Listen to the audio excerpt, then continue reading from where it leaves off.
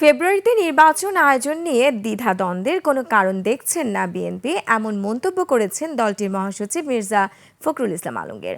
আর বাংলাদেশ জামায়াত ইসলামের secretary general অধ্যাপক মিয়া গোলাম পরোয়ার অভিযোগ করে বলেন, ইনক্লুসিভ নির্বাচনের নামে আওয়ামী লীগকে পুনর্বাসনের আন্তর্জাতিক ষড়যন্ত্র চলছে।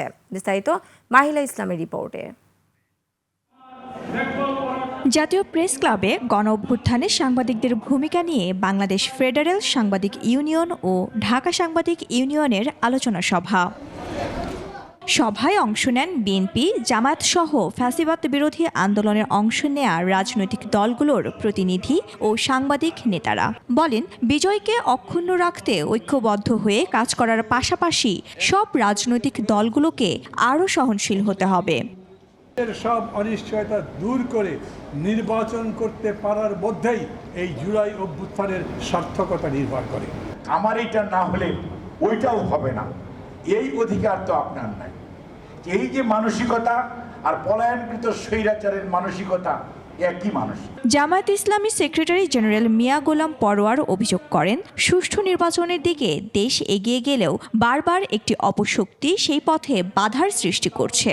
দেখতে পাচ্ছি ফ্যাসিবাদী রাষ্ট্র কাঠামো বিরাজমান, রাষ্ট্রযন্ত্রের সর্বত্র ফ্যাসিবাদের প্রত্যক্তারা আছে। আর বিএনপি মহাসচিব মির্জা ফখরুল ইসলাম আলমগীর বলেন, সংস্কার কমিশনের কিছু মৌলিক বিষয়ে একমত হতে পারছে না বিএনপি, তবে জনগণের সাথে সঙ্গতিপূর্ণ সংস্কার করবে নির্বাচিত সরকার। জাতীয় ঐক্য কোন জায়গায় হবে? জাতীয় ঐক্য হবে আমার গণতান্ত্রিক অধিকারকে রক্ষা করার ক্ষেত্রে। আমি তোমার সঙ্গে একমত হব না, তোমার মত প্রকাশের স্বাধীনতাকে রক্ষা করবার জন্য আমি আমার প্রাণ বিসর্জন দেব, এটাই জাতীয় ঐক্য। ডিসেম্বরের মধ্যে নির্বাচনের সকল প্রস্তুতি সম্পূর্ণ করতে নির্বাচন কমিশনকে দেয়া প্রধান উপদেষ্টার নির্দেশনাকে বিএনপি ইতিবাচকভাবে দেখছে বলেও জানান মির্জা ফখরুল ইসলাম আলমগীর। আমরা আশা করব যে নির্বাচন কমিশন এই কাজটা খুব দ্রুততার সঙ্গে শেষ করে তার নির্বাচনের একটা পরিবেশ তৈরি করবে।